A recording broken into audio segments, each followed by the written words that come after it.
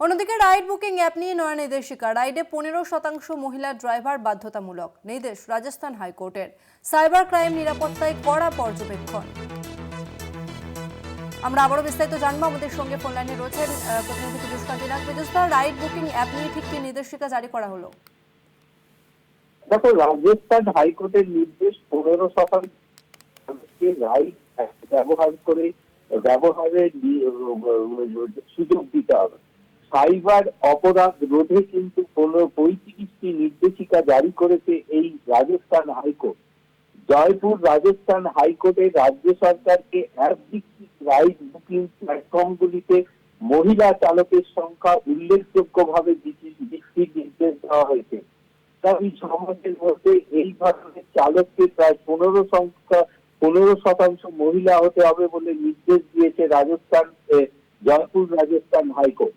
আগামী 2 থেকে 3 বছরের মধ্যে এই লক্ষ্যমাত্রা 25%কে আরো উন্নত করতে হবে, এমনটাই নির্দেশ হাইকোর্টে। আদালত পরিষ্কার জানিয়েছে যে রাইড রোলিং অ্যাপগুলিতে মহিলা যাত্রীদের প্রথম পছন্দ হিসাবে একজন মহিলা চালককে বেছে নেওয়ার ক্ষেত্রে সেই ব্যবস্থা চালু করতে হবে।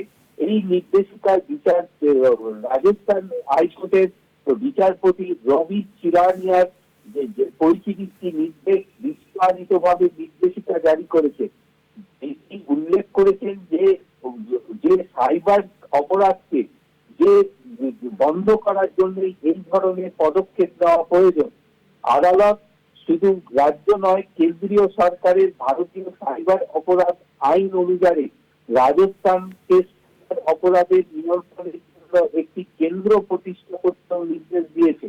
উল্লেখযোগ্যভাবে সাইবার অপরাধে মহিলা পরিচালক পদটি 2024 সালে তৈরি করা হলেও রাজস্থান কিন্তু এখনো পর্যন্ত সেই অপরাধে কোনো ব্যবস্থা গ্রহণ করেনি।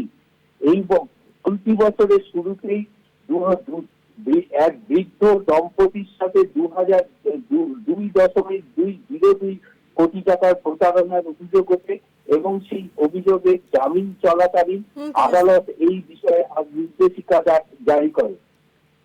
ধন্যবাদ পীযুষদা।